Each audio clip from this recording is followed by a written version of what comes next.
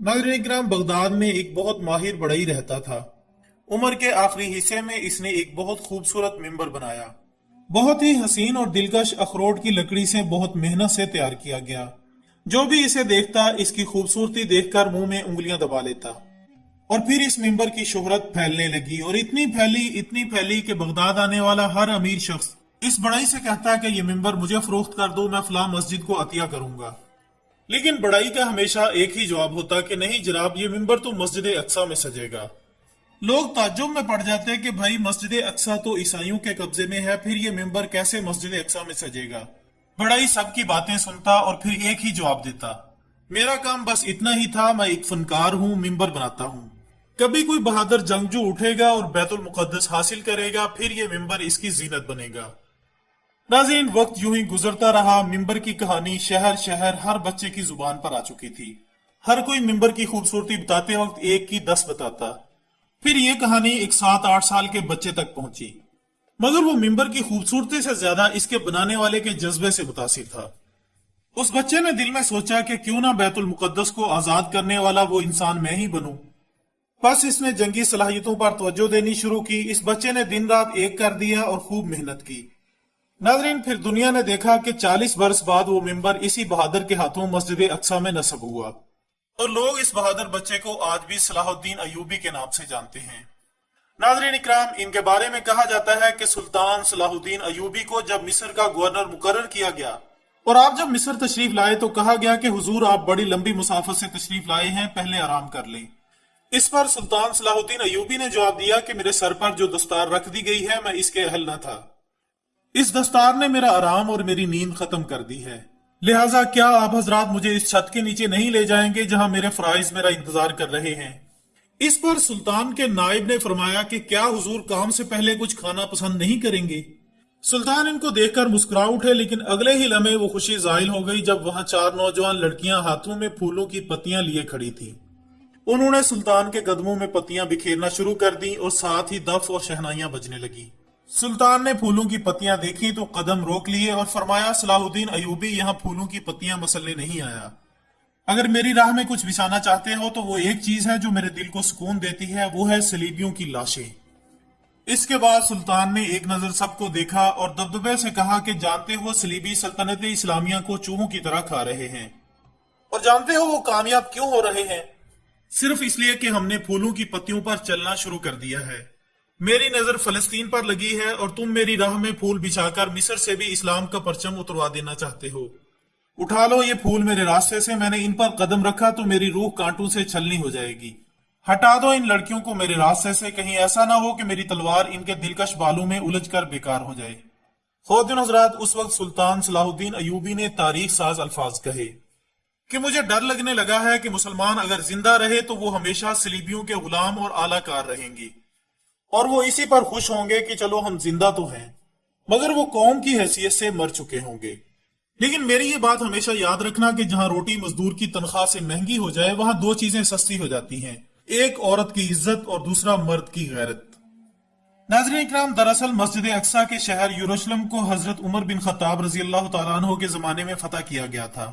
मुसलमान हुक्मरानों ने तमाम अदियान के मानने वालों को बैतुल मुकद्दस का तवाफ करने की इजाजत दे दी और यह भी ऐलान किया गया कि अगर वो यहाँ कुछ अरसा क्याम करना चाहें तो इन्हें इतराज नहीं होगा, बल्कि इन्हें इबादत की भी मुकम्मल आजादी दी गई। लेकिन नाजरीन, कुछ ही अरसा बाद ईसाई इस हद तक दिलेर हो गए कि उन्होंने बैतुल मुकद्दस में गाना बजाना और रक्स करना शुरू कर दिया। मुसलमान हुक्मरान, जिन्हें सुल्जोक तुर्क कहा जाता था, उस वक्त शाम, फलस्तीन और इराक के हुक्मरान थे। इन हुक्मरानों ने ईसाइयों से गुजारिश की कि वो बैतुल मुकद्दस के तकद्दुस का ख्याल रखें और इस मुकद्दस शहर का एहतराम करें। लेकिन ईसाइयों को यह बात कतई तौर पर अच्छी नहीं लगती थी कि इस मुकद्दस शहर में मुसलमान भी मौजूद रहें। लिहाजा उन्होंने मुख्तलिफ तरीकों से हुक्मरानों और इंतजामिया को उकसाया और इश्तियाल अंगेजी की। इस बात ने मुसलमानों को मजबूर किया कि वो ईसाइयों को नज्म व ज़ब्त की पाबंदी करने पर मजबूर करें। उन्होंने इनके खिलाफ सख्त इकदाम उठाने का फैसला किया। ख़वातीन हज़रात, इधर एक ईसाई राहब जिसका नाम पीटर था ने कुछ मन घड़त कहानियां लोगों को सुनाई और ईसाइयों को इस बात का यकीन दिलाया कि मुसलमान इन पर तशद्दुद कर रहे हैं। उसने अपनी इन झूठी कहानियों का वावेला यूरोप के तमाम बड़े मुल्कों यानी बरतानिया, जर्मनी, इटली और यूनान में किया। اس نے اس مقصد کے لیے چھوٹی چھوٹی عیسائی ریاستوں کا بھی دورہ کیا تاکہ مسلمانوں کے خلاف مقدس جنگ میں ان کی حمایت حاصل کی جائے۔ دوستو، پوپ نے سن 1095 عیسوی میں فرانس میں ایک کانفرنس منعقد کی جس میں عیسائیوں پر زور دیا کہ اٹھ کھڑے ہوں اور یروشلم کو مسلمانوں سے آزاد کروائیں۔ انہوں نے صلیبی جنگوں میں حصہ لینے کے لیے کوئی 10 لاکھ لوگوں کو جمع کیا۔ صلیبی جنگوں میں حصہ لینے والے یہ عیسائی جتھوں کی صورت میں یروشلم کی طرف بڑھنے لگے۔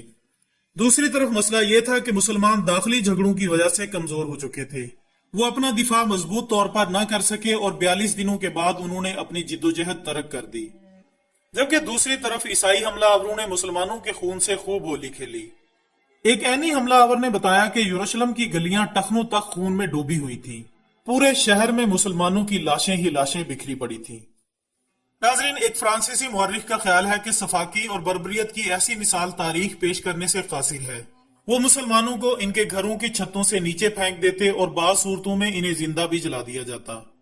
عیسائیوں نے مسلمانوں کے ساتھ جو سلوک کیا وہ اس کے بالکل برعکس تھا جو مسلمانوں نے یروشلم کی فتح کے وقت کیا تھا۔ اس کے علاوہ ان میں بہت سے ایسے علماء بھی تھے جو دنیا کے مختلف علاقوں سے ہجرت کر کے آئے تھے۔ ان لوگوں نے اپنی زندگی کو اللہ کی عبادت کے لیے وقف کر دیا تھا۔ مسجد انسانی خون اور انسانی اعضاء سے بھری پڑی تھی۔ مسلمانوں کا یہ قتل عام 8 دنوں تک مسلسل جاری رہا اور 60,000 مسلمان لقمہ اجل بن گئے۔ خواتین حضرات، شہر کو فتح کرنے کے بعد عیسائیوں نے پوپ کو یہ خبر سنائی کہ ہم نے شہر کو فتح کر لیا ہے، اور جس طرح کا سلوک ہم نے شہریوں کے ساتھ کیا ہے اس کا اندازہ اس حقیقت سے لگایا جا سکتا ہے کہ جب ہم حضرت سلیمان علیہ السلام کی عبادت گاہ میں داخل ہوئے تو ہمارے پاؤں مسلمانوں کے خون میں دھنسے ہوئے تھے۔ یروشلم پر قبضے کے بعد پوری مسلم دنیا پریشان تھی، لیکن خلیفہ اتنا کمزور تھا کہ کچھ نہ کر سکتا تھا، یہاں تک کہ وہ عیسائیوں کے عتاب سے مسلمانوں کو بچانے کے لیے کوئی مدد بھی روانہ نہ کر سکا۔ جلد ہی جنگ میں حصہ لینے والے تمام فوجیوں کو پورے یورپ کا سہارا مل گیا اور انہوں نے فلسطین، شام اور دیگر ہمسائے علاقوں پر قبضہ کر لیا۔ اس بے رحمانہ خون خرابے کی وجہ سے طرابلس میں مسلمانوں کا وہ نادر خزانہ بھی تباہ ہو گیا جس میں علم و دانش، فلسفہ اور سائنس کے موضوعات پر کوئی 30 لاکھ کتابیں موجود تھیں۔ دوستو، پہلی صلیبی جنگ کے بعد کئی کوششیں کی گئیں کہ مسلمانوں کو منظم کیا جائے تاکہ وہ عیسائیوں کے خلاف متحد ہو جائیں، لیکن سب کے سب لاچار نظر آئے۔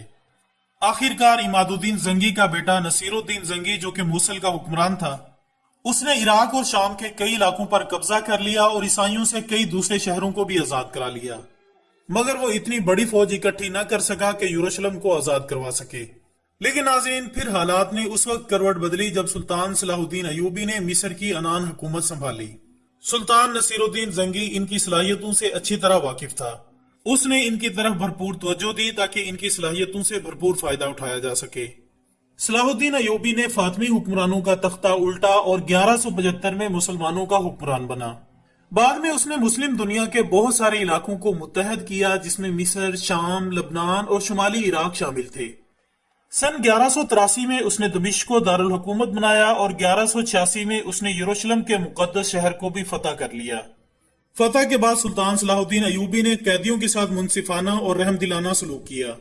اس نے ہر قسم کی لوٹ مار سے لوگوں کو منع کیا، قتل عام کو روکا، شہر میں موجود تمام عیسائیوں کو معافی دی۔ اس نے عیسائیوں کو ان کی عبادت گاہوں میں عبادت کرنے کی اجازت بھی دے دی۔ تمام کے تمام عیسائی قیدیوں کو باعزت طور پر رہائی دے دی گئی۔ خواتین حضرات، سلطان صلاح الدین ایوبی نے جس طرح عیسائیوں اور یہودیوں سے برتاؤ کیا، اس سے اس نے مغرب کے لوگوں کے دل جیت لیے۔ اسی اثنا میں برطانیہ، فرانس اور جرمنی نے بہت بڑی فوج اکٹھی کی تاکہ لوگوں کو پھر سے صلیبی جنگوں کی دعوت دی جائے۔ انہوں نے سن 1190 میں فلسطین اور یروشلم پر حملہ کر دیا۔ سلطان کو جب کہیں سے مدد نہ ملی تو وہ تنہا اس جنگ میں کود پڑا۔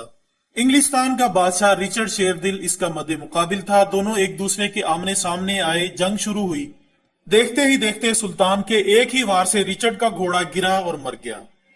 رچرڈ بے بسی کی تصویر بنے کھڑا تھا۔ سلطان چاہتا تو ایک ہی وار سے اسے جہنم رسید کر سکتا تھا، لیکن اس کی غیرت نے ایک بے بس شخص پر ہاتھ اٹھانا گوارا نہیں کیا۔ سلطان نے اپنے فوجیوں کو حکم دیا کہ بادشاہ کے لیے گھوڑا لایا جائے تاکہ وہ گھوڑے پر بیٹھ کر مقابلہ کر سکے۔ دوستو، سلطان کی اس جواں مردی، فیاضی اور رحم دلی سے رچرڈ اتنا متاثر ہوا کہ اس نے لڑنے سے انکار کر دیا۔ دونوں نے ایک معاہدے پر دستخط کیے جس کی روح سے دونوں ملکوں کے باشندے آزادانہ طور پر مقدس مقامات کی زیارت کر سکیں گے۔ ناظرین، یہ تھے ہمارے فاتح تاریخ اسلام صلاح الدین ایوبی۔ اللہ عز و جل کے سلطان پر رحمت ہو اور اللہ اسلام کو پھر سے ایسے حکمران عطا کرے جو ہر غزہ پر اسرائیلی بمباری کا منہ توڑ جواب دے سکیں۔ آمین ثم آمین۔